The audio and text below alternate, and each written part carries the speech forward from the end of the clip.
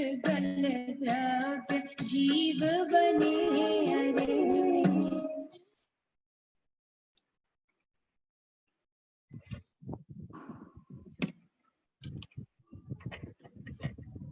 नमो अर्हन्ताणं नमो सिद्धाणं नमो आयरीयाणं नमो वज्झायाणं नमो लोये सव्वसाहूणम्।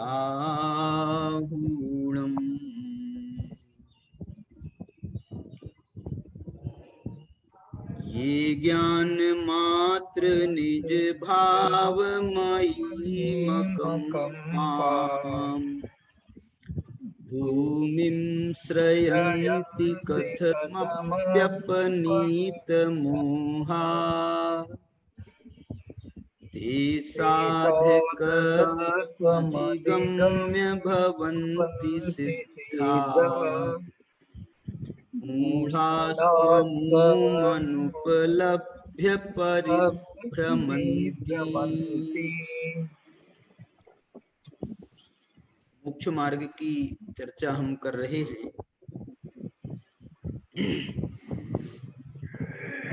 भिन्न दृष्टिकोणों से मोक्ष मार्ग की चर्चा यहाँ अपन कर रहे हैं। अभी जो हमने प्रकरण उठाया है इसमें, क्योंकि समग्र जिनागम में मोक्ष मार्ग की ही चर्चा है। समग्र जिनागम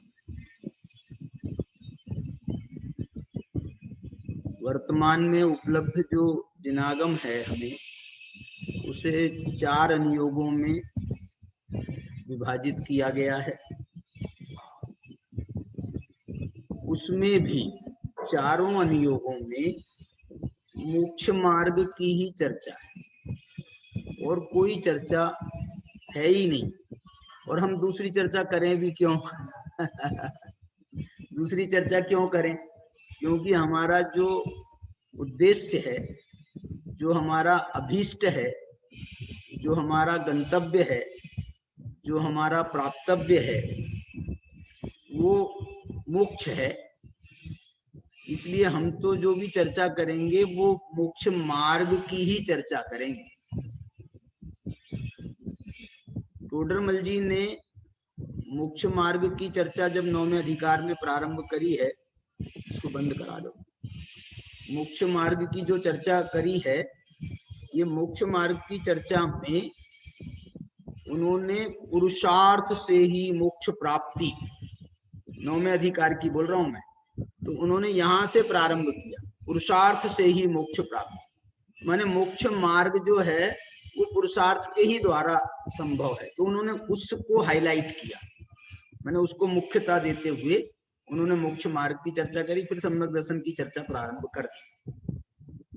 मैं आपको ये कहना चाहता हूं कि कोई भी प्रकरण, आप जिनागम का कोई भी प्रकरण उठा लो, कोई भी प्रकरण, उन सर्वत्र मोक्ष मार्ग की चर्चा है।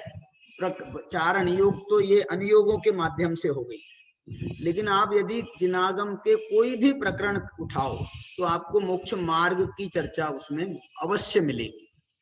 जैसे अभी अपन एक छंद पढ़ते हैं, तत्वार सूत्र के संदर्भ में पढ़ते हैं ना, पहला एक छंद पढ़ते हैं, त्रैकाल्यम द्रव्य षटकम नवपद सहितम जीव षटकायलेश्या पंचान्ये चास्ति काया व्रत समिति गति ज्ञान चारित्र भेदा। इसमें इसको हाँ, इत्येतन मोक्ष मूलम। देखो माने ये वो कह रहे हैं इत्येतन मोक्ष मूलम, क्या मतलब हुआ? ये मोक्ष के मार्ग हैं। इत्येतन मोक्ष मूलम माने इनसे मोक्ष मार्ग प्रारंभ होगा, ये मोक्ष के मूल हैं। मोक्ष के मूल हैं, माने वहां जहां से मोक्ष मार्ग का प्रारंभ होता है उसी का नाम मोक्ष मूल है। इसी मोक्ष के मूल के रूप में तो सम्यक दर्शन को कहा गया है। दर्शन मूलो धम्मो, दर्शन जो है वो धर्म का मूल है, तो वो इसी कारण से तो कहा गया ना उसको। तो देखो, दर्शन मूलो धम्मो, उनने कह दिया धर्म का मूल दर्शन है, और इनने क्या कह दिया इनने कह दिया मोक्ष का मूल है ये। सम्यक दर्शन जो है ना, ये दर्शन के ही ये सब आयाम हैं, दर्शन के ही विषयभूत चीजें हैं। कौन कौन सी? त्रैकाल्यम, द्रव्य षटकम, नौ पद सहितम जीव। इसका क्या मतलब है? नौ पदार्थ, नौ पद सहितम जीव माने नौ पदार्थ। तो त्रैकाल्यम, तीन काल, छह द्रव्य, नहीं त्रैकाल्यम द्रव्य षटकम, हाँ 6 द्रव्य और 9 पद सहित जीव। अब इसमें आप जो है पंचान्य चास्ति काया, 5 अस्तिकाय और व्रत, समिति, गति, ज्ञान, चारित्र, बताओ सही, चारित्र और चारित्र भेदा, मैंने इनने समझ लो ये इतने बताए हैं। अभी इसमें और भी बहुत सारे छूट गए। जिनागम में जो वर्णित विषय हैं उनमें लेश्य आ गई, इसमें लेश्य आ गई, ज्ञान आ गया, चारित्र आ गया, मार्गणाएं है ना, मार्गणाएं, तो मार्गणाओं में बहुत सारी आ गई। गति मार्गणा आ गई, गति है ना। व्रत, व्रत जो है ये चारित्र, चारित्र की नहीं, संयम की मार्गणा में, संयम की मार्गणा। तो इसमें बहुत सारी मार्गणाएं आ गई, लेकिन कुछ मार्गणाएं तो 14 हैं, इसमें सारी 14 कहाँ आई? इसमें सारे 14 के नाम नहीं आए ना। और क्या चीज नहीं आई? इसके अलावा जो 20 प्ररूपणाएं होती हैं, 20 प्ररूपणाएं होती है जिसमें 14 मार्गणा भी उसमें शामिल है। तो 20 प्ररूपणाओं की चर्चा जिनागम में खूब है, पर्याप्ति, जिसको 20 प्ररूपणाओं के लिए गाथा है गोमट सार में। गुण जीवा पज्जति पाणा सन्नाय मग्गणाओय, और ये हो गए इसमें नाम। क्या? गुण, गुण, गुण माने गुण स्थान, जीवा, जीवा माने जीव स्थान, गुण जीवा पज्जति, पज्जति माने पर्याप्तियां, पर्याप्ति होती है। पाणा, पाणा माने प्राण, सन्ना 4 संज्ञाएं, मग्गणाओ, ये कितने हो गई मालूम? ये पर्याप्ति, ए गुण माने गुण स्थान, जीव स्थान, पर्याप्ति, प्राण, संज्ञा, ये 5। और मग्गणा, मग्गणा कितने हुए? मार्गणाएं 14, तो 5 और 9 14। और ओ वी कमसो और उपियो, ये 20वीं प्ररूपणा है। कमसो 20 तु परूवणा भणिया, इस प्रकार से 20 प्ररूपणाएं कही गई हैं। मैं ये कहता हूं आपको, ये 20 की 20 प्ररूपणाओं में मोक्ष मार्ग का वर्णन है। क्या बोल रहा हूं मैं? 20 की 20 प्ररूपणाओं में मोक्ष मार्ग का वर्णन है। आप बोलोगे साहब ये तो बात कुछ जमी नहीं बोले क्यों नहीं, क्या इसमें आपको क्या तकलीफ है? अरे बोले अब 6 द्रव्य आप बता रहे हो, तो 6 द्रव्य में इसमें मोक्ष मार्ग का वर्णन क्या है? 6 द्रव्य में मोक्ष मार्ग, जैसे ये तो 6 द्रव्य, इसमें 20 प्ररूपणाओं में हम देखें, तो गुण स्थान में आप बताओ मोक्ष मार्ग का वर्णन है क्या नहीं है? कल बताया था मैंने आपको, परसों का जो व्याख्यान हुआ था ना, वो उसमें अपन ने प्रथमान योग और चरणान योग 2 का आधार बना करके अपन ने मोक्ष मार्ग की चर्चा की थी। आज मैंने वो व्याख्यान फिर से सुना, मेरे पास में सब रिकॉर्डिंग में है ना, तो मैंने वो व्याख्यान फिर से सुना। वो व्याख्यान बहुत बढ़िया व्याख्यान है। मैंने उसमें प्रथमान योग से हम कैसे, आपको सब बताए थे ना, तीर्थंकरों के चरित्र आदि जो हैं, ये सब ये मोक्ष मार्गी हैं, ये साक्षात मोक्ष मार्गी हैं। मोक्ष मार्ग सिद्धांत के दृष्टि से हम जो वर्णन करें तो ये तो सैद्धांतिक वर्णन है। प्रथमानी योग तो प्रैक्टिकल कराता है। वो देखो महावीर भगवान मोक्ष मार्गी, कैसे उनका मोक्ष हुआ, कैसा मोक्ष मार्ग रहा उनका। मोक्ष मार्ग कहाँ होता है मालूम आपको? मोक्ष मार्ग कहाँ होता है? मोक्ष मार्ग होता है संसार में मोक्ष मार्ग होता है संसार में। तब तो मोक्ष मार्ग पूर्वक मोक्ष होता है। मोक्ष जब तक नहीं हुआ तब तक तो संसारी है ना। अनंत भगवान को अपन संसारी कह रहे हैं, तो जो है बाकी के भी सब जो मोक्ष मार्गी हैं, सब जो मोक्ष मार्गी हैं सब संसारी हैं। इसलिए संसार में होता है मोक्ष मार्ग, और जो संसारातीत होते हैं सिद्ध भगवान मुक्त हुए, वो मोक्ष में पहुंच गए। इसलिए जो है गुणस्थान से होकर के ही गुणस्थानातीत सिद्ध हुआ जाता है। इस कारण से ये जो है ना मोक्ष मार्ग का वर्णन है। गुणस्थानों का वर्णन माने मोक्ष मार्ग का वर्णन। पहला गुणस्थान यदि आप नहीं मानो तो नहीं मानो, लेकिन मैंने तो आपको सिद्ध किया कल कि वो भी पहले गुणस्थान में भी मोक्ष मार्ग है। कैसे? क्योंकि ये जो 5 लब्धियां सम्यक दर्शन की पहले होती हैं, सम्यक दर्शन के पहले जो 5 लब्धियां होती हैं वो इसी गुणस्थान में होती है, मिथ्यात्व गुणस्थान में होती है। इसलिए ये पहले गुणस्थान को भी जो गुणस्थान संज्ञा है, आप यदि बोलोगे तो मिथ्यात्व है साहब, वहां तो मिथ्यात्व गुणस्थान है, तो मिथ्यात्व गुण है क्या दोष है? मिथ्यात्व गुण है क्या दोष है? दोष है मिथ्यात्व। तो फिर इसका नाम तो पहले गुणस्थान का नाम तो दोष स्थान होना चाहिए था, गुणस्थान नाम क्यों है? बताओ इसका नाम गुणस्थान क्यों है? क्योंकि इसमें जो मोक्ष सम्यक दर्शन का जो पुरुषार्थ होता है, सम्यक दर्शन की जो विधि होती है, सम्यक दर्शन की जो पूर्व भूमिका होती है, सम्यक्त्व के सन्मुख कौन होता है बताओ? टोडरमल जी का शब्द है, सम्यक्त्व के सन्मुख कौन होता है? मिथ्या दृष्टि। टोडरमल जी ने मिथ्या दृष्टियों के 4 भेद बताए। कितने भेद हैं? 4 हैं कि 3 हैं? निश्चयाभासी, व्यवहाराभासी, उभयाभासी, 3 ही तो हैं। जो सम्यक्त्व के सन्मुख मिथ्या दृष्टि है ना, वो भी मिथ्या दृष्टि का भेद है।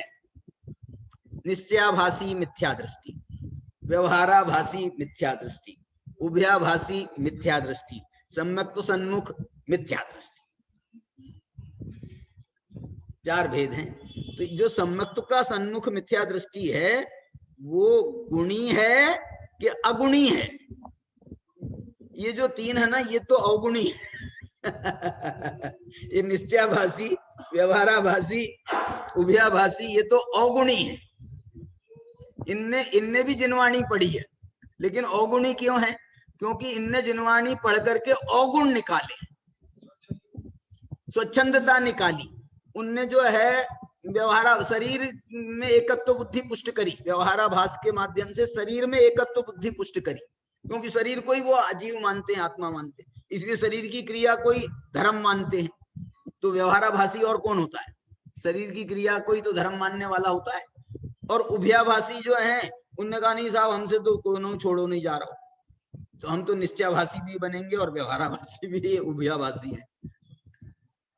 ये इसका लिखा है ऐसा उभयाभासी के वर्णन में कि जिनको निश्चयाभास जैसा तो जिनका निश्चय होता है, निश्चयाभास जैसा तो निश्चय होता है, व्यवहाराभास जैसा व्यवहार होता है। इस कारण से ये दोनों आभासी होने के कारण, दोनों के आभासी होने के कारण ये उभयाभासी है। ये जो कौन है, ये कौन से हैं? सम्यक्त्व के सन्मुख जो मिथ्या दृष्टि है, ये कौन से आभासी है? कौन से आभासी? इनको कोई आभास नहीं है। यदि इनको यदि कहना हो आपको इनको कहना हो तो आभासी इसलिए हम कहेंगे क्योंकि मिथ्या दृष्टि है। अभी सम्यक दृष्टि तो हुए नहीं, इसलिए अभी भी है तो इनको भी आभास, लेकिन इनका आभास ना निश्चयाभास है, ना व्यवहाराभास है, ना उभयाभास है। चौथा कौन सा नाम आएगा? चौथा कौन सा नाम आएगा? सम्यक सन्मुख नहीं, इसके अलावा नाम बताओ। अनुभयाभास। इनको ना निश्चयाभास है, ना व्यवहाराभास है, ना उभयाभास है, इनको है, इनको भी आभास अभी, क्योंकि सम्यक दृष्टि हुए नहीं जब तक, तब तक तो आभासी कहलाएंगे ही कहलाएंगे। इसलिए इनको हम कह सकते हैं अनुभयाभास। लेकिन वो अनुभयाभास कह करके टोडरमल जी ने अनुभयाभास शब्द का भी प्रयोग नहीं किया। उनको जो है उसमें एक थोड़ा सा कष्ट था, बोले यार ये आभास शब्द का प्रयोग नहीं करो। यद्यपि उनने खुद मिथ्या दृष्टि शब्द का प्रयोग तो किया है, और वो अब सम्यक के सन्मुख जे मिथ्या दृष्टि तिनका निरूपण करे हैं। अब जो सम्यक के सन्मुख मिथ्या दृष्टि है उनका निरूपण करते हैं, ऐसा कह करके उन्होंने उनका निरूपण किया। लेकिन क्या निरूपण किया है, सम्यक मिथ्या दृष्टियों की क्या प्रशंसा करी है। क्या बोल रहा हूं मैं क्या कह रहा हूं, मिथ्या दृष्टियों की टोडरमल जी ने, इसलिए मिथ्या दृष्टियों की नहीं कहो, चार भेद में एक ही भेद की बात कर रहे हैं। इनको तो अच्छी से फटकार लगाई है, निश्चयाभासी को, व्यवहाराभासी को, व्याभासी को, इनको तो अच्छी फटकार लगाई है मोक्ष प्रकाशक देना। लेकिन जब उनने सम्यक के सन्मुख मिथ्या दृष्टियों का उनने निरूपण प्रारंभ किया तो टोडरमल जी बड़े गदगद हैं, गदगद शब्द बोल रहा हूं मैं, गदगद है। गदगद क्यों है, क्योंकि उनको उनकी प्रशंसा करने का भाव आ रहा है, उनकी प्रशंसा करने का भाव आ रहा है। और एक लाइन लिखी है ना, क्या लिखी है उनने इसी में, कैसा है ये मिथ्या दृष्टि, कैसा है ये मिथ्या दृष्टि सम्यक के सन्मुख। तो वो ये कह रहे हैं, अहो मुझे तो इन बातों की खबर ही नहीं थी, ऐसा मिथ्या दृष्टि है, मिथ्या दृष्टि है ये। लेकिन इसके विचार क्यों बन रहे हैं ऐसे, अहो मुझे तो इन बातों की खबर ही नहीं थी। क्यों, क्योंकि इसने मिथ्यात्व अवस्था में देशनालब्धि सुन ली है, ये देशनालब्धि को प्राप्त जीव है। वही तो देशना सुन करके जब उसने वस्तु के स्वरूप का वर्णन सुना देशना के माध्यम से, देशना माने केवली भगवान की देशना हो, श्रुत केवलियों की देशना हो, अथवा उनकी परंपरा में गुरुओं की देशना हो, आचार्य उपाध्याय साधुओं की देशना हो, अथवा और नीचे आते आते आप सम्यक दृष्टियों की देशना। क्यों देशना कह रहे हैं, क्योंकि सम्यक दृष्टि भी वो सम्यक्त्व में निमित्त बन जाता है, दूसरे के सम्यक्त्व में सम्यक दृष्टि भी निमित्त बनता है। इसलिए उसकी भी देशना, उस पर देशना लागू होती, देशना शब्द उसके लिए लागू होता है सम्यक दृष्टि के लिए। हमारे मंगलायतन में जो है इसका थोड़ा सा वो विवेक किया जाता है। क्या विवेक किया जाता है, बोले आप जो है ना सबके प्रवचन मत रखा करो, वो तो रखो, कार्यक्रम तो रखो, उनका व्याख्यान तो रखो, लेकिन उसको प्रवचन मत बोलो बोले प्रवचन किसके बोले, बोले प्रवचन तो जो ज्ञानी धर्मात्मा है उनके ही बोलो, आचार्यों के प्रवचन बोलो तो चलेगा, गुरुदेव श्री के प्रवचन बोलो तो चलेगा क्योंकि गुरुदेव श्री को हमने ज्ञानी धर्मात्मा माना है, इसलिए उनके प्रवचन बोलो। बाकी जो है, अब राकेश बैठ गए हैं तो राकेश के प्रवचन नहीं, ऐसा वहां पर ऐसा कहा जाता है और उसका विवेक रखा जाता है। मैं था तब तक तो जो है ना इसका विवेक रखता था, और अभी भी मैं जो है ना, मैं कभी नहीं बोलता कि मेरा प्रवचन है, मैं हमेशा बोलता हूं कि भाई साहब मैं तो व्याख्यान करूंगा। वचनिका, व्याख्यान माने क्या वचनिका का अधिकार तो सबको है, प्रवचन का अधिकार नहीं है, क्योंकि हमने उसको फलित नहीं किया है, हमने उसको अपने जीवन में उसको लाए नहीं है। सम्यक तो ही कर लेते तो प्रारंभ हो जाता उससे, तो सम्यक तो यदि नहीं आया है हमारे जीवन में तो फिर हमको जो है इससे समझ लो वो वहां पर जो परंपरा है ना, परंपरा क्या, वो पवन जी की बनाई हुई परंपरा है, तो और उनको जैसा समझाया होगा, समझा होगा, तो उनने कहा प्रवचन नहीं कहा। ये बहुत अच्छी लगी मुझे ये परंपरा, तो मैंने इसमें कोई मुझे दोष नहीं लगा प्रवचन। अब वैसे तो हम इसलिए प्रवचन भी कह सकते हैं, मैंने कोई उसमें बहुत अड़ना नहीं आप बात समझ लेना, लेकिन अड़ने की इसलिए जरूरत नहीं है क्योंकि हम भी जो कह रहे हैं ना, हम अपनी थोड़ी सुना रहे, हम भी तो जिनवाणी की सुना रहे हैं, वो भगवंतों की देशना सुना रहे हैं, श्रुत केवलियों की देशना सुना रहे हैं, आचार्यों की देशना सुना रहे हैं, यानी धर्मात्माओं से जो हमने सुना है वो ही सुना रहे हैं। इसीलिए इसको भी यदि प्रवचन कह दिया जाए तो आप कोई झंडा खड़ा मत कर देना, है तुमने प्रवचन क्यों कह दिया। व्यवहार से प्रवचन कहा जा सकता है निश्चय प्रवचन नहीं है, लेकिन व्यवहार से प्रवचन कहा जा सकता है। लेकिन व्याख्यान है, वचन। देखो ये पुरानी शैली है, पुरानी शैली है। पुरानी शैली में कितना प्यारा नाम दिया गया था, वचनिका। वचनिका माने जो व्याख्यान है उसको वचनिका कह रहे हैं, और जो व्याख्याता है, जो व्याख्यान करने वाला है, उसको कहते हैं वचनिकाकार। क्या कहते हैं उसको? जो वचनिका करने वाला, तो उसको कहते हैं वचनिकाकार। मेरे को ऐसा ख्याल आ रहा है कि जो हमने ये वचनिका छापी है ना, इसकी समय सार की जो वचनिका, इस पर पूरा काम हमने किया है। मतलब वो जो ग्रंथ है मोटा, 5 साल में काम हुआ था मंगलायतन में, 5 साल में काम हुआ था उसका। इतना वो जो जयचंद जी छाबड़ा की जो मूल हस्तलिखित प्रति है ना, उससे हमने कुछ नहीं तो 20 बार तो ज्यादा हो जाएगा, 10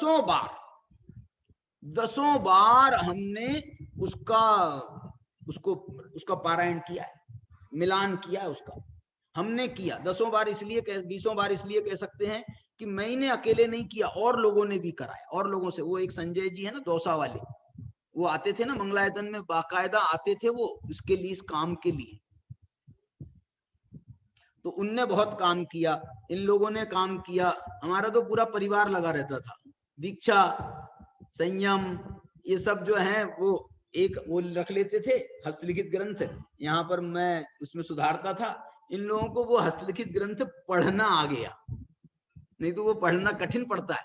हस्तलिखित ग्रंथ में सारे अक्षर चिपके रहते हैं, सारे अक्षर चिपके रहते हैं, बहुत घना घना लिखा रहता है, पुरानी स्टाइल होती है उनको पढ़ना जो है ना थोड़ा, और भाषा ढूंढारी, भाषा भी हमारी नहीं तो थोड़ा सा उसमें कठिन पड़ता है। लेकिन इन लोग बहुत एक्सपर्ट हो गए थे, एक्सपर्ट हो गए थे। ये बिल्कुल बैठ जाते थे, ये लोग पढ़ाते थे, और वो मैंने उसको पढ़ करके बोलते थे, मैं इससे मिलान करता था अनुवाद आदि को। तो वो जो है बहुत बहुत मजा आया बहुत मजा आया।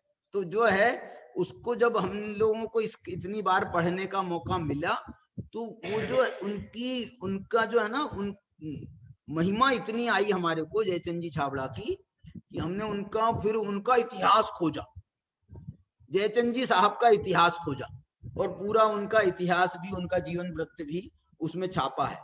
इसके अलावा दूसरी कौन सी चीज खोजी मालूम? दूसरी चीज हमने ये खोजी थी, गुरुदेव का हमको कुछ उसमें डालना था, इसमें किताब में गुरुदेव के कुछ वचनामृत डालने थे। तो हमने बोला गुरुदेव के वचनामृत क्या डालें, क्या डालें गुरुदेव के वचनामृत। मालूम हमने क्या रास्ता खोजा? हमने गुरुदेव के प्रवचन सुने, वो देवेंद्र जी ने काम किया, सुनाए, उनने सुने, उनने तो खूब काम करते हैं गुरुदेव के प्रवचनों पर। तो उनने देखा कि गुरुदेव ने हजारों जगह, बोलूं तो मैं गलत नहीं, क्या बोल रहा हूं, अपने प्रवचनों में, क्योंकि उनके 10,000 प्रवचन है, 10,000 प्रवचन है, और समय सार पर उनके कम से कम नहीं तो समय सार के प्रवचन है 4,000, क्योंकि 6-7 बार के प्रवचन उपलब्ध हैं, 6-7 बार के, और 6 बार के उपलब्ध हैं। तो 6 बार के प्रवचनों में एक एक बार में 600 प्रवचन हुए, कभी 550 प्रवचन हुए, कभी 600 प्रवचन हुए। तो 6 × 6 कर लो आप, तो 3600 तो हो गए। तो अकेले समय सार के प्रवचन है। और गुरुदेव को कब होता था, जैसे ही उनने भावार्थ को छुआ, मैंने भावार्थ पर व्याख्यान, उनने तो एक एक शब्द पर व्याख्यान की ना गुरुदेव ने, तो जैसे ही उनने भावार्थ को छुआ, तो वैसे ही उनके मन में जयचंद जी की महिमा आना शुरू हो जाती थी। जब वो गाथा पढ़ते थे तो कुंद कुंद की महिमा करते थे, जब टीका पढ़ते थे तो अमृतचंद्र की महिमा करते थे, जब भावार्थ पढ़ते थे तो जयचंद जी की महिमा करते थे।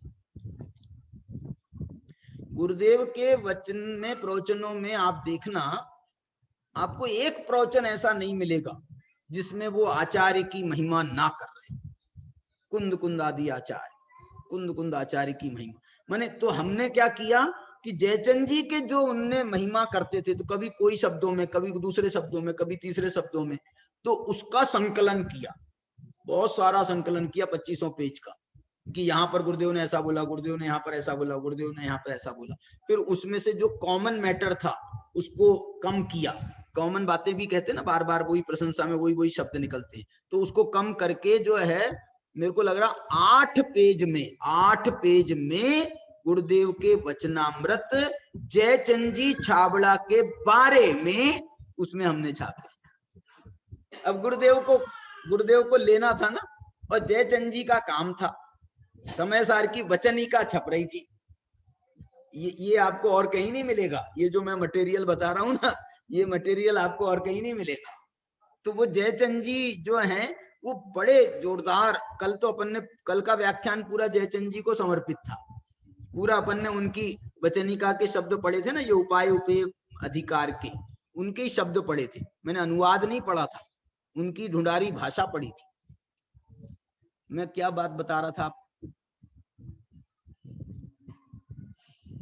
कौन सी बात, अपने जो मोक्ष मार्ग की चर्चा है ना, तो उसमें ये बता रहा हूं मैं आपको, टोडरमल जी ने सम्यक के सन्मुख मिथ्या दृष्टि प्रकरण में उन मिथ्या दृष्टियों की प्रशंसा करी है। मिथ्या दृष्टियों, तो आखिर कुछ ना कुछ उनने गुण देखा होगा ना, इसलिए इसका नाम गुण स्थान है। देखो मैं आपको 9वें अधिकार का वो बताना चाहता हूं, 9वें नहीं 7वें अधिकार में है ना, सम्यक के सन्मुख मिथ्या दृष्टि। एक मिनट,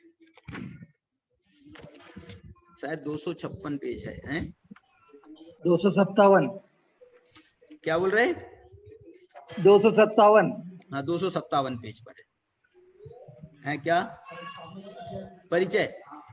अब वो परिचय तो अब बहुत साल हो गए, 10 साल हो गए काम किए, तो वो जो है बहुत सारा परिचय तो है, लेकिन यदि अच्छा परिचय सुनना है ना, तो फिर वो उसको पढ़ना पड़ेगा उसके साथ में, माने उसको सामने रख करके पढ़ सकते हैं हम। आप बोल रहे हो सही है काम, लेकिन मेरा जो प्रकरण है मोक्ष मार्ग चल रहा है। मैं अभी जो है ना लाइन से भटकना, ये जो मालूम किसके लिए काम कर रहा हूँ, ये प्रवचन जो हो रहा है ना, ये मोक्ष मार्ग प्रकाशक को आगे काम करने के लिए। मोक्ष मार्ग प्रकाशक जो है आगे लिखते टोडरमल जी तो क्या लिखते, इसकी परिकल्पना करके ये जो है ना 1 घंटे का व्याख्यान करता हूँ, लेकिन 24 घंटे इसकी धुन चलती है मेरे को, 24 घंटे।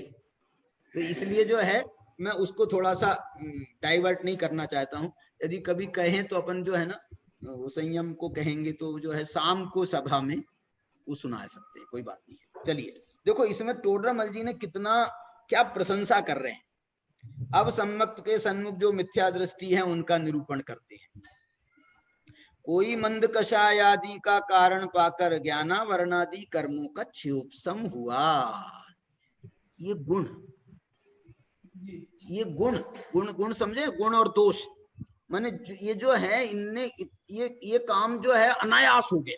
ये क्या बोल रहे हैं, ये जो ज्ञाना वर्णादि कर्मों का क्षोभसम हुआ है ना, इसमें तुमने कोई बहुत बुद्धि लगाई हो, पुरुषार्थ किया होगा, तो एकेंद्रिय आदि अवस्था में हुआ, एकेंद्रिय आदि में वो पुरुषार्थ किया होगा, तब तो ये ज्ञाना वर्णादि कर्मों का क्षोभसम आगे आगे बढ़ता गया।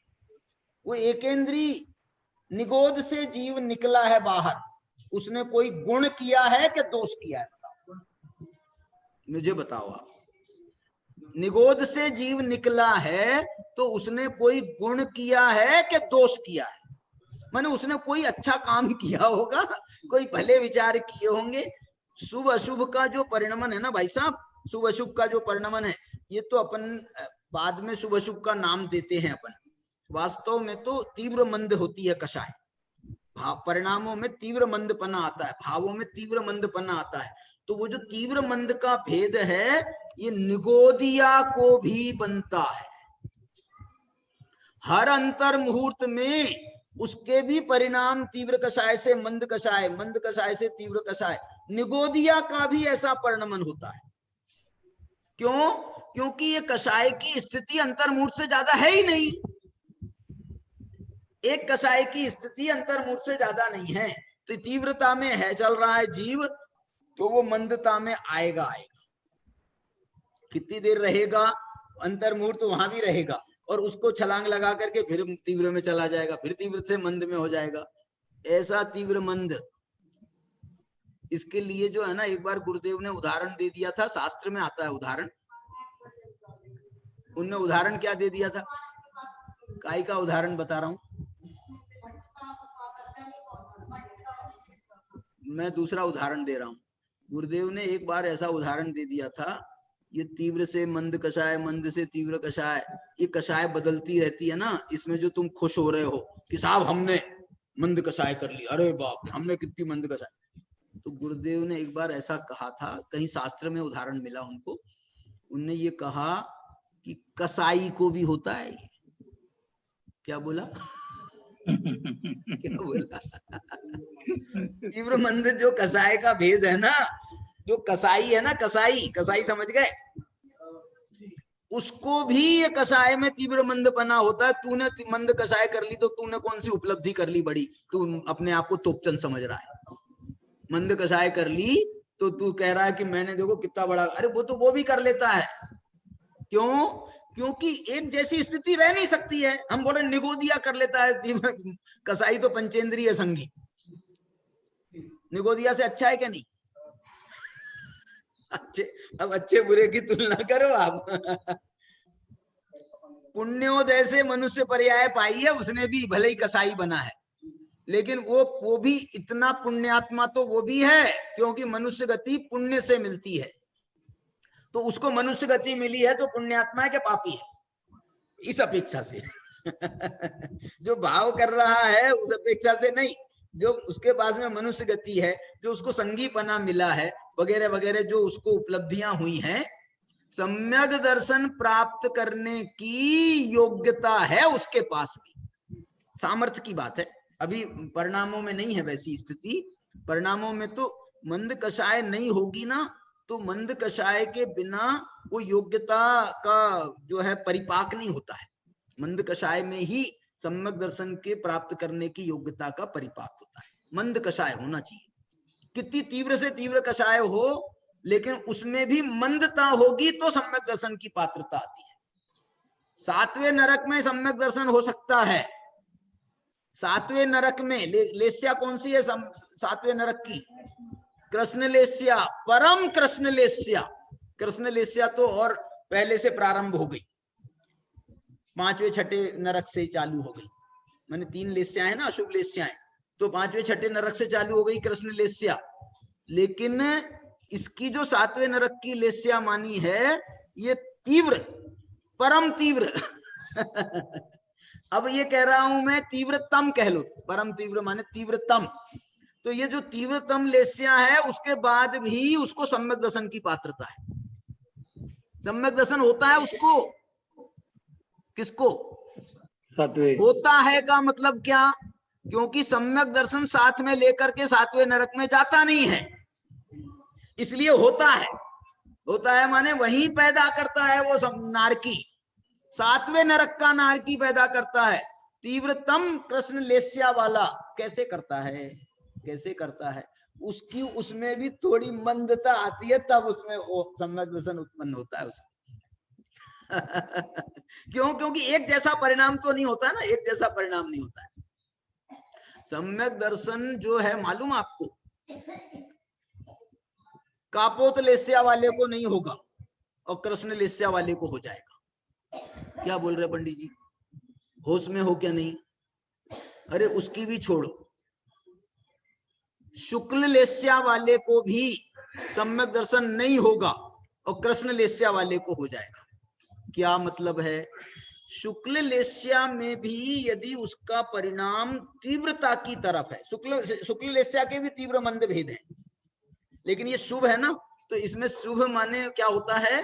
तीव्र हो तो ज्यादा शुभ मानी जाती है, और मंद हो, शुभ लेस्याओं में मंदता हो तो वो तीव्र मानी जाती है। मंदता तीव्र मानी जाती है, तीव्रता मंद मानी जाती है। और अशुभ लेस्याओं में, अशुभ परिणामों में तीव्र हो तो वो अशुभ माने जाते हैं, मंद हो तो शुभ माने जाते हैं। और जो शुभ लेस्याएं हैं उसमें यदि तीव्रता है तो और तीव्र होगा ना, और अच्छा होगा, और अच्छा होगा। ऐसा इसलिए वो जो आप वो शुभ अशुभ का भेद कर लेना, समझ लेना। मैं सब मेरे को मालूम है, वो अलग विषय है। मैं जिस विषय पर अभी चल रहा हूँ आप उसके विषय पर चलो। आप क्या कह रहा हूं मैं आपको, ये जो ग्रंथि भेद नहीं है, बात प्रश्न किस बात का है, प्रश्न इस बात का है, मैं ये कह रहा हूं शुक्ल लेस्या वाले को नहीं होगा और कृष्ण लेस्या वाले को हो जाएगा।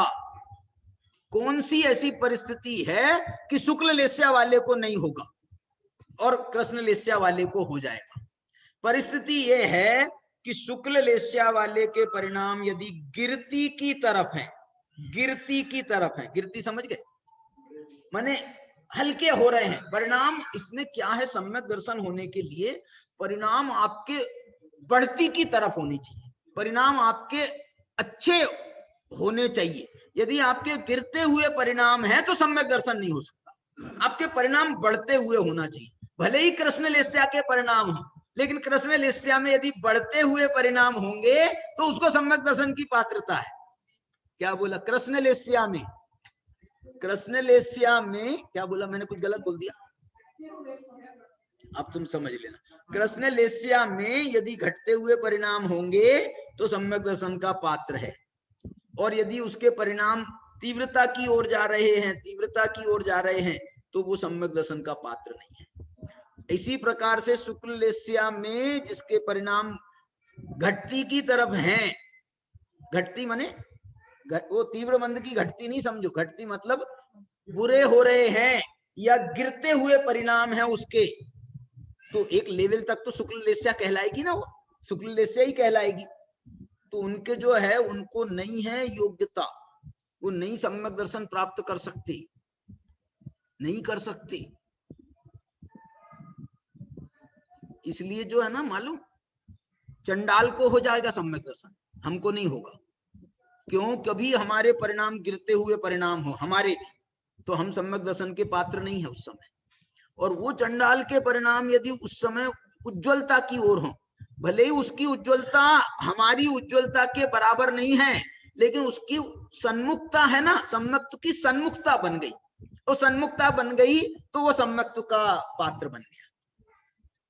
और हमारे गिरते हुए परिणाम है तो हमारी सन्मुखता जो है वो मिथ्यात्व की ओर जा रही है, तो मिथ्यात्व के सन्मुख को सम्यक्त्व नहीं होता, सम्यक्त्व के सन्मुख को ही सम्यक्त्व होता है। ये व्याख्या है। फिर वो तो आगे जाकर के जो है जब ग्रंथि भेद होता है तभी सम्यक्त होता है। ग्रंथि भेद माने सम्यक दृष्टि। उनने दूसरा एक शब्द डाला है, उन्होंने क्या शब्द डाला है मालूम? परमार्थ वचनिका में उन्होंने शब्द ये डाला है गर्भित शुद्धता। उन्होंने शब्द डाला है कि मिथ्या दृष्टि के पास भी, ये गुणस्थान बता रहा हूं, प्रथम गुणस्थान का गुणस्थान नामकरण क्यों हुआ?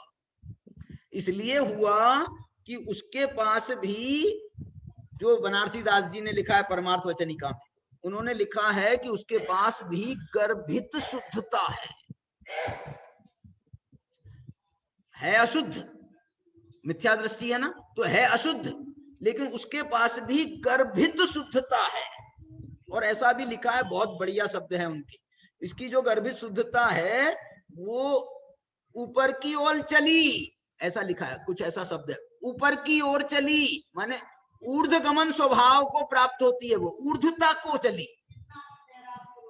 हाँ, अब आप सुनो, अब मेरे को जो है ना फिर विषय वो हो जाएगा। मैं क्या कह रहा हूं, ऊर्ध्वता को ओर चली, ऐसा कहा है उनने मालूम क्या लिखा है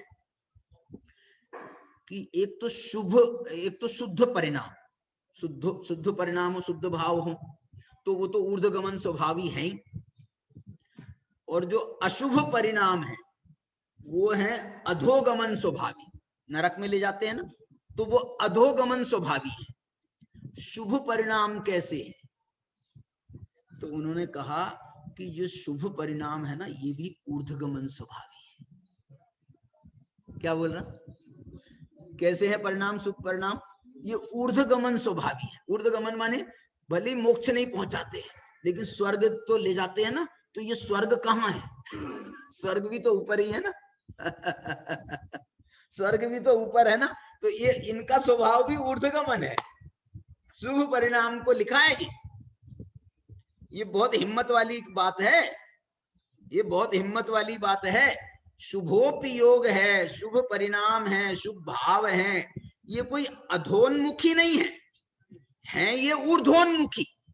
लेकिन वो ऊर्ध्वोन्मुखी जो है वो उनकी लिमिट है, उनकी मर्यादा है। ये कितनी ऊर्ध्वता को प्राप्त कराएंगे, कहां तक ले जाएंगे। कोई आपका शुभ परिणाम आपको जो है पहले स्वर्ग तक ले जाए, कोई शुभ परिणाम आपको 16वें स्वर्ग तक ले जाए, कोई शुभ परिणाम आपको ग्रीव्यक ले जाए, कोई शुभ परिणाम आपको अनुदिश ले जाए, कोई शुभ परिणाम आपको अनुत्तर में ले जाए। है शुभ परिणाम, सारे शुभ परिणाम है। और ये जो है ना बाकी 3 देव, इनकी प्राप्ति भी वैसे शुभ परिणामों से होती है, लेकिन ये बहुत ही हल्के दर्जे के शुभ परिणाम। शुभ परिणाम तो मिथ्या दृष्टियों को होते हैं ऐसे शुभ परिणाम, इसलिए वो जो है वो कहाँ जाते हैं, वो ऊर्ध्वगमन स्वभावी। सम्यक दृष्टियों का जो शुभ परिणाम है वो है ऊर्ध्वगमन स्वभावी। देखो मैंने इसका भेद कर दिया है। सम्यक दृष्टियों का जो शुभ परिणाम है वो है ऊर्ध्वगमन स्वभावी, लेकिन मिथ्या दृष्टियों का जो शुभ परिणाम है यद्यपि वो भी नरक नहीं ले जाता है, लेकिन वो जो है ना ऐसे भटकाता है, वो मध्य लोक से ऊपर नहीं जाने देता है। व्यंतर कहाँ है, व्यंतरों के भवन आदि जो है ना वो भी यही है, अधोलोक में। अधोलोक में है, अधोलोक में मतलब नरक में नहीं है। ये जो ऊपर वाली पृथ्वी है ना, पृथ्वी ऊपर वाला जो है, कौन सी पृथ्वी है पहली, रत्न प्रभा। रत्न प्रभा है, इसका दूसरा नाम भी है ना, एक दूसरा नाम भी है इसका, पहली पृथ्वी। हाँ वो वाले नाम है ना, कौन सा नाम है पहला है, ये तो उसके नाम है, पहली पृथ्वी का नाम बंसा धम्मा, इसका नाम क्या है था, कौन सी पहली पृथ्वी का नाम कौन सा नाम है मालूम है किसी को? धम्मा है पहली, फिर दूसरी, अच्छा देखो धम्मा है पहली पृथ्वी। धम्मा क्यों है? क्योंकि सारा धर्म इसी में होता है। रत्न प्रभा बोलते, रत्न प्रभा।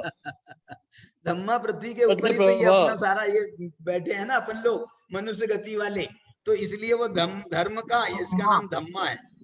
बंसा और मघवा ऐसे कुछ नाम है, धम्मा बंसा। तो ये जो है ना पहली पृथ्वी का नाम वैसे रत्न प्रभा है और दूसरे शब्दों में ये धम्मा है। तो इसके 3 भाग हैं, पहला खर भाग, दूसरा भाग पंख भाग, तीसरा अबहुल भाग। तो जो खर भाग है उसमें है व्यंतर, ऊपरी भाग में जो है ना व्यंतरों का निवास है। और व्यंतर तो ऊपर भी रहते हैं, कोई झाड़ पे रह जाएंगे, कोई कहीं पे रह जाएंगे, कोई कहीं पे रह जाएंगे। वो अपने पदमपुरा में बहुत सारे हैं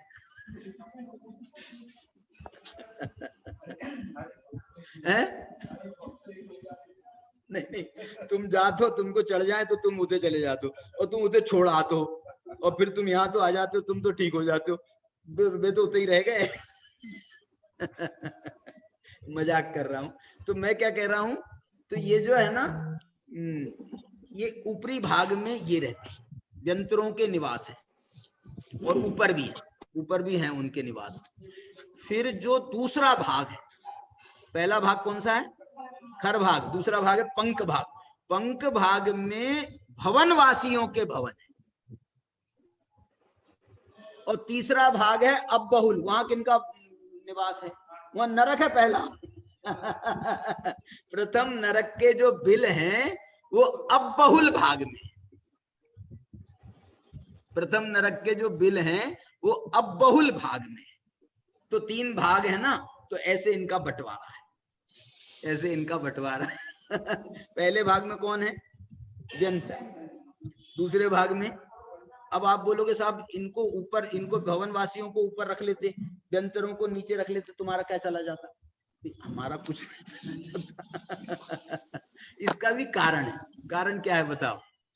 क्या कारण है कि ऊपर व्यंतर हैं और इसलिए भवनवासी हमको परेशान नहीं करते। ये मध्य लोक वालों को, मनुष्य आदि को भवनवासी परेशान नहीं करते। कौन परेशान करते हैं? व्यंतर परेशान करते। क्योंकि उनको पास पड़ता है ना।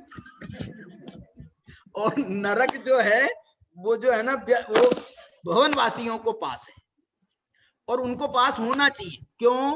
क्योंकि ये भवनवासियों में ही एक देवता है, उनका नाम है असुर कुमार। भवनवासियों का भेद है असुर कुमार, तो वो असुर कुमारों को बेचारों को नरक पास पड़ना चाहिए ना। तो वे जो है जब घर से बाहर निकले, जैसे कोई छात्रावास हो और वार्डन बाजू में रह रहे हो और उनने बाहर निकले और बच्चे कोई शोर मचा रहे तो वे आ गए वार्डन तक काल। ऐसी हमने कुछ बदमाशी करी तो ये बंतर आ जाते हैं परेशान करने के लिए। नारकियों ने कछु गड़बड़ करी तो वे असुर कुमार उनके वार्डन है। तो वो वहां पहुंच जाते हैं। देखो आप ये सोचो, मैं ये कह रहा हूँ, तुम लोग ये सोच रहे हो कि तुम क्या करते रहे हो दिन भर 24 घंटे जो ही सोचते रहे हो, तो यही तो ऐसा क्यों है, ऐसा क्यों बहुत सोचता हूं मैं, ऐसा क्यों, ऐसा क्यों, ऐसा क्यों। तो उसमें से कुछ कुछ बातें ये कोई शास्त्र में नहीं लिखी है ये बात आपको कि जो है ना वहां से भवनवासी क्यों नारकियों के पास क्यों है। मैं सोचा यार ये ऐसा क्यों है, लेकिन आखिर क्यों। तो मनुष्यों को परेशान करने के, और मालूम है ये व्यंतर जो है मनुष्यों में ही नहीं आते, जानवरों में भी आते हैं। जानवरों में भी व्यंतर आ जाते हैं। अब तुमको तो पता नहीं चलता है ना, हमको कब पता चले कि इनको व्यंतर आए।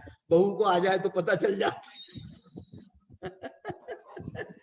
बहू को आ जाए तो पता चल जाता है, लेकिन ये बहू को भी जो है ना हमेशा नहीं आती व्यंतर, हमेशा नहीं आते।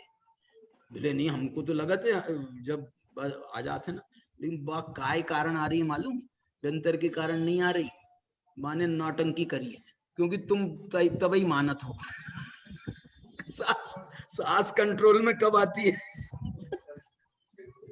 यहाँ कोई सास बहू तो नहीं बैठी है, वो तो सभी बैठी है। बहू को जब आती है तो सास कंट्रोल में आ जाती है, तो उसने ये देखा कि यार ये तो नौटंकी करना है, व्यंतर व्यंतर का जो नहीं है। और 99% ऐसा है। मैं व्यंतरों का निषेध नहीं कर रहा कि व्यंतर नहीं आते, लेकिन व्यंतर जो है ना औरतों को ही क्यों आते ये बताओ जरा, आदमियों को क्यों नहीं आते। अच्छा मैं क्या मना कर रहा हूँ। मैं तो परसेंटेज देखो तो औरतों को ज्यादा आते हैं, आदमियों को कम आते।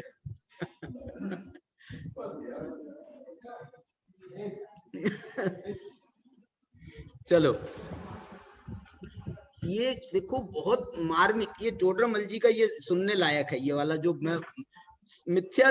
मैं क्या कर रहा हूँ मालूम आपको, मैं आपको क्या बात सुना रहा हूँ। मैं ये सुना रहा हूँ मिथ्या दृष्टियों की प्रशंसा। मैं आपको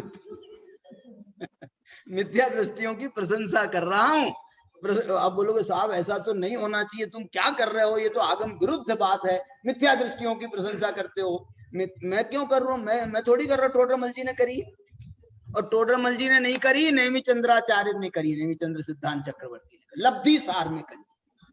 लब्धि सार जो है वो सम्यक दर्शन को प्राप्त करने के लिए जो 5 लब्धियां होती हैं मिथ्या दृष्टि को, उनका वर्णन है मुख्य रूप से लब्धि सार। 2 प्रकार की लब्धियां हैं उसमें, एक तो सम्यक दर्शन प्राप्त करने की लब्धि और एक चारित्र लब्धि।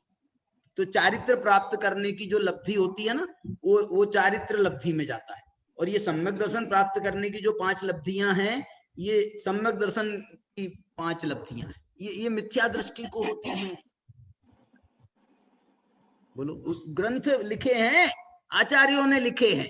अरे भाई सबसे बड़ी बात क्या है, प्रशंसा मिथ्या दृष्टियों की इसलिए की जा रही है क्योंकि मिथ्या दृष्टियों को ही सम्यक दृष्टि बनाना है। तो आपसे यदि ये नहीं कहेंगे मिथ्या दृष्टियों को कि तुम बहुत बढ़िया हो, देखो आचार्यों ने एक शब्द निकाला उसके लिए, क्या शब्द निकाला बताओ। मिथ्या दृष्टियों को शब्द संबोधित करते हैं, मिथ्या दृष्टि शब्द से संबोधित नहीं करते, उसको संबोधित करते हैं हे भव्य। ये जो भव्य शब्द है मुख्य रूप से मिथ्या दृष्टि के लिए। वैसे तो भव्य तो 14वें गुण स्थान तक भव्य कहलाते हैं, और भव्यत्व का अभाव जो है वो 14वें गुण स्थान के बाद होता है। सम्यक दृष्टि भी भव्य होता है। वो कब भव्य है? यदि उसको जो है ना, देखो उसकी भी प्रशंसा करते हैं, हे भव्य। क्यों प्रशंसा कर रहे हैं? क्योंकि इसको अभी चारित्र अंगीकार कराना है, इसको संयम अंगीकार कराना है। तो उसको जो है ना, ये भव्य शब्द जो है इस बात का प्रतीक है कि तुम में हमको योग्यता दिखाई देती है। भवितुम योग्यम भव्यम, तुम जो है उसको पात्र, तुम इसको प्राप्त करने के पात्र हो, तुम सम्यक दर्शन के पात्र दिखाई देते हो, इसलिए कहते हैं तुम भव्य हो। तुम मुनि दशा लेने के पात्र दिखाई देते हो, इसलिए तुमको कहते हैं भव्य हो। तुम व्रत लेने के योग्य दिखाई देते हो, इसलिए हम कहते हैं तुम भव्य हो। ये व्रत लेने के योग्य भव्य सम्यक दृष्टि भी हो सकते हैं। मुनि दशा के योग्य जो हैं वो पंचम गुण स्थानवर्ती भी भव्य हो सकते हैं। और ये मुनियों को भी भव्य कब कहा जाएगा? मुनि को भी भव्य कह रहे हैं, हे मुनि तुम तो भव्य दिखाई देते हो। अरे मुनि बन गए, अब तुम भव्य, अभी भी भव्य कह रहे हो। हाँ, तुम श्रेणी आरोहण के भव्य दिखाई देते हो। भवितुम योग्यम भव्यम, माने तुम में ये होने की पात्रता लगती है। तुम तो इतने एकाग्र हो जाते हो, इतने एकाग्र हो जाते हो, तल्लीन हो जाते हो, ऐसा लगता है तुम तो श्रेणी आरोहण कर सकते हो। इतनी एकाग्रता तो श्रेणी में होती है। ये उसकी भव्यता का की प्रशंसा है। ओहो, अरे तुम श्रेणी चढ़ गए थे, उपसम श्रेणी से चढ़ के गिर गए, अब तुम भव्य हो। काय के भव्य हो? चपक श्रेणी के भव्य हो। चपक श्रेणी होने योग्य हो। और जो 12वें गुण स्थान वर्ती हैं वो भी भव्य हैं। काय के भव्य हैं? क्योंकि तुम 13वें गुण स्थान में केवल ज्ञान प्राप्त करने के योग्य हो, इसलिए भव्य हो। 13वें गुण स्थान वालों को योग भव्य कहा जाता है क्योंकि तुम 14वां गुण स्थान प्राप्त करने के योग्य हो। 14वें गुण स्थान वालों को भव्य क्यों कहा जाता है? क्योंकि तुम सिद्ध होने के योग्य हो, इसलिए तुम भव्य हो। और सिद्धों को भव्य क्यों कहा जाता है? अरे कौन कहा जाता है? सिद्ध को भव्य नहीं कहते। सिद्धों को भव्यत्व शक्ति का अभाव हो जाता है, मालूम? सिद्ध भगवान भव्य है क्या अभव्य? बताओ, भव्य है क्या अभव्य? तुम भव्य कहो तो मैं अभव्य कहूंगा, और तुम अभव्य कहोगे तो मैं भव्य कहूंगा। ऐसा नहीं है। उनको क्या माने उनको अब क्या होना है बताओ? भव्य माने होने योग्य। अब काय के होने योग्य है? क्या होना है इनको? अब सिद्ध तो हो गए, अब तो सिद्ध तो हो गए, अब क्या होने योग्य हो? अब कोई होने योग्य नहीं हो, अब तो हो गए हो। इसलिए सिद्ध भगवान का नाम भव्य नहीं है, सिद्ध भगवान का नाम है कृतकृत्य।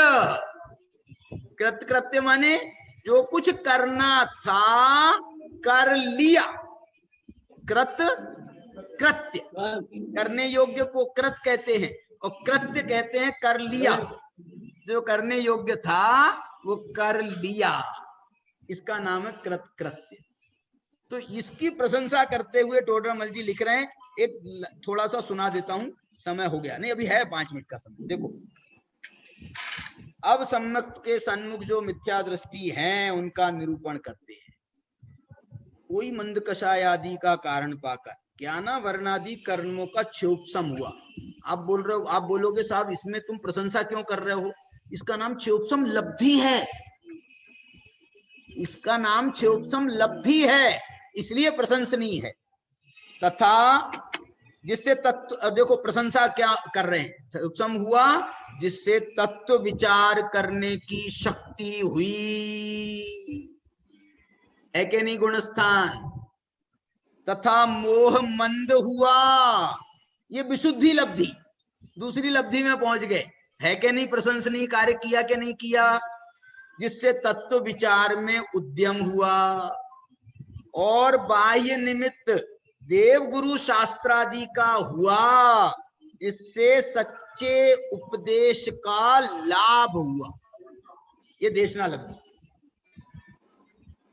और देखो इसमें प्रशंसा कैसी कर रहे हैं टोडरमल जी इनकी, वहां अपने प्रयोजन भूत मोक्ष मार्ग की देवगुरु धर्मादि के, जीवादि तत्वों के, निज पर के और अपने को अहितकारी हितकारी भावों को इत्यादि के उपदेश को सुनकर सावधान होकर ऐसा विचार किया। ये कौन सी लब्धि चल रही है? ये प्रायोग लब्धि चल रही है। कैसे भाव हो रहे हैं प्रायोग लब्धि के? अहो मुझे तो इन बातों की खबर ही नहीं, मैं भ्रम से भूलकर प्राप्त पर्याय में ही तन्मय हुआ, परंतु इस पर्याय की तो देखो कितनी उनको गदगद परिणाम है ये, परंतु उसकी प्रशंसा कर रहे हैं उसके जैसा होकर। क्या बोल रहा हूं? टोडरमल जी ये बात को ऐसे लिख रहे हैं जैसे वहां खुद बैठे हो। अहो मुझे तो इन बातों की खबर ही नहीं थी। टोडरमल जी को खबर नहीं थी। टोडरमल जी कह रहे हैं मुझे जब प्रायोग लब्धि हुई थी ना, टोडरमल जी तो सम्यक दृष्टि है ना भैया। तो मुझे जब प्रायोग लब्धि हुई थी तो मेरे ऐसे भाव हुए थे। देखो ऐसे भाव हमारे जीवन में आने चाहिए कभी ना कभी। आपको यदि मुझे भी जो है ना इसकी रुचि लगी थी ना, जब रुचि लगी थी तत्व ज्ञान की, तो मुझे भी ऐसे भाव आते थे। ये उसकी प्रतीक है, रुचि के प्रतीक है। ऐसी तीव्रता कि लोग तो जो है ना लैपटॉप खोल लेंगे। हमने बोले क्या कर रहे हो? तो बोले हम तो स्वाध्याय कर रहे हैं, और देखें तो वहां जाके तुम सिनेमा देख रहे। उदाहरण दे रहा हूं। मैं क्या करता था मालूम? मैं क्या करता था, हमारी मम्मी पूछती थी क्या कर रहा है, तो मैं बोलता था मैं पढ़ रहा हूँ, स्कूल का पढ़ रहा हूँ। और अंदर खाने उसमें मोक्षमार्ग प्रकाशक पढ़ता था। क्यों? रात दिन जई में लगे रहे तो हमको जो रुचि हुई हमारी मम्मी से हुई है, उन्हीं मम्मी की कहानी सुना रहा हूं मैं। तो मैं जो है ना लौकिक किताबों के अंदर वो जो है वो धार्मिक किताब रख करके पढ़ता था, दिखाने के लिए। नहीं तो हम धार्मिक किताब के अंदर वैसी किताब रख करके पढ़ते हैं और दिखाते हैं कि हम तो देखो कितने धर्मात्मा है। ये रुचि की बात है। मैं ये कह रहा हूं ऐसी रुचि जीवन में कम से कम एक बार तो लगनी चाहिए। ऐसी रुचि लगना चाहिए कि कुछ हो जाए, मेरे को तो ये काम करना, ऐसी रुचि। अरे उसी रुचि में तो वो इंजीनियरिंग की पढ़ाई छूटी। मैं ये कह रहा हूं ये रुचि ऐसी लगनी चाहिए कि दुकान छूट जाए, घर छूट जाए, दार छूट जाए, ये काम तो मैं करके ही जाऊंगा, मुझे तो ये काम करना ही है, कुछ भी हो जाए। ये है तीव्र रुचि का प्रतीक। मुझे तो इन बातों की खबर ही नहीं थी। ये प्रायोग लब्धि वाला कह रहा है मैं तो ये पर्याय में ही तन्मय हुआ, लेकिन इस पर्याय की स्थिति तो थोड़े ही काल की है। यहां मुझे सर्व निमित्त मिले हैं, इसलिए मुझे तो इन सबको बराबर समझना चाहिए, क्योंकि इनमें तो मेरा ही प्रयोजन भासित होता है। ये जो 4 लाइनें हैं ना, ये बिल्कुल याद करने की है। अब कौन सुनाएगा कल? ये 4 लाइनें कम से कम सुनाना है। कहां से?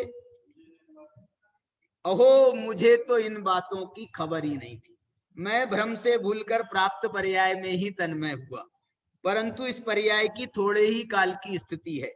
यहाँ मुझे सर्व निमित्त मिले हैं, इसलिए मुझे इन बातों को बराबर समझना चाहिए, क्योंकि इनमें तो मेरा ही प्रयोजन भासित होता है। ऐसा विचार कर जो उपदेश सुना उसके निर्धार करने का उद्यम किया। ये प्रायोग लब्धि। इसके बाद में करण लब्धि होगी, अभी करण लब्धि हुई नहीं है। और सुनो, ये जो प्रायोग लब्धि तक शास्त्र लिख रहे हैं कि ऐसी प्रायोग लब्धि अभव्य को भी हो जाती है। इसलिए ये जो प्रायोग लब्धि पे जाकर के खुश मत हो जाना, संतुष्ट मत हो जाना। प्रायोग लब्धि के बाद में फिर करण लब्धि का पुरुषार्थ करके सम्यक्त को लेकर उठना। बाद में भले ही छूट जाए चलेगा। क्या बोल रहे हैं? गारंटी तो हो गई अर्धपुद्गल परावर्तन की, छूट जाए तो अर्धपुद्गल परावर्तन में गारंटी से मोक्ष जाएगा जाएगा जाएगा। और यदि तुम्हारा यहीं पर अटक गए, चौथी लब्धि पर जाकर अटक गए और अभव्य रहे तो फिर अनंत काल में नहीं होगा। ये भी बात सुन लो। ऐसी जो है बड़ी सुंदर चर्चा यहाँ पर मोक्ष मार्ग, गुण स्थान में मोक्ष मार्ग। और आज का विषय क्या था? प्रथम गुण स्थान में मोक्ष मार्ग। आप जो है इसी पॉइंट पर आप चिंतन करो। देखो हम जो ये करा रहे हैं ना, हम कोई ध्यान नहीं करा रहे आप, लेकिन धर्म ध्यान में एक चिंतनात्मक धर्म ध्यान होता है, बल्कि धर्म ध्यान चिंतनात्मक ही होता है। चिंतन स्वरूप ही धर्म ध्यान होता है, जिसको आज्ञा विचय, अपाय विचय, विपाक विचय, संस्थान विचय इस नाम से कहा जाता है। दूसरे नाम से वो उस नाम से भी कहा जाता है पिंडस्थ ध्यान, पदस्थ ध्यान, रूपस्थ ध्यान, रूपातीत ध्यान। ये धर्म ध्यान के भेद हैं। तो ये जो है ना, हम जो करा रहे हैं आपको, हम कोई आपको ध्यान नहीं करा रहे, लेकिन हम तो आपसे ये कह रहे हैं जो आपने 1 घंटा सुना है वो 2 मिनट उसका आप बहुत शांति से विचार करो। हम नहीं तो जो है ना भग जाते हैं, जिनवाणी स्तुति करी और हम उठ के गए तो गए। इसलिए जो एक बात है ना, 2 मिनट के लिए अपन इसका विचार करो। कौन सी विचार करोगे बोलो? आप इसका विचार करो। ये एक एक पंक्ति है ध्यान करने लायक। मुझे तो इन बातों की खबर ही नहीं, एक लाइन बस। 2 मिनट के लिए आप इसका विचार करो। किस बात का? मुझे तो इन बातों की खबर ही।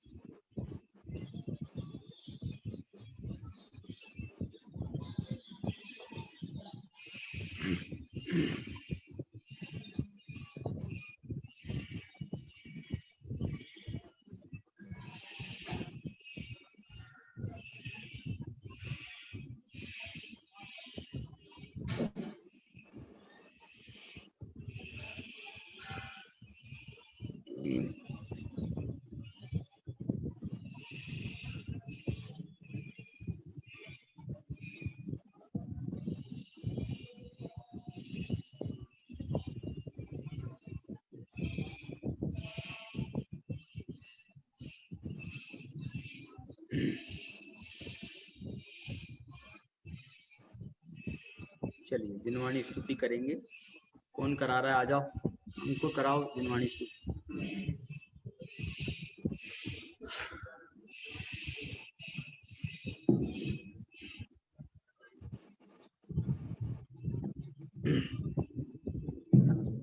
साची तो गंगा है वीतरागवाणी, साची तो गंगा है वीतरागवाणी, हर छिन्न धारा निज धर्म की कहानी, हर छिन्न धारा निज धर्म की कहानी। जामे अति ही विमल अगाध ज्ञान पानी,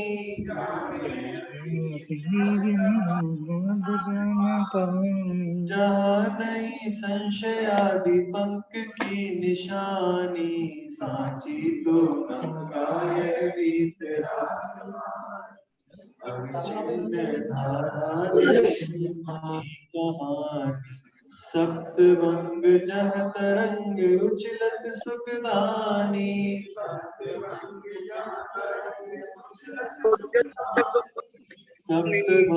जह तरंग उछलत सुखदानी, सप्तभंग मराल वृंद रमे नित्य ज्ञानी, साची तो गंगा है वीतरागवाणी, अविच्छिन्न धारा जाके अब गाहन ते शुद्ध होए प्राणी, जाके अब भागचंद नीचे गट माहिया प्रमाणी सांची तो गंगाय पीत रागवाणी अविछिन्न धारा निज धर्म की कहानी जवानी के ज्ञान से मुझे पुकारो सोवाणी मस्तक नमो सदा जी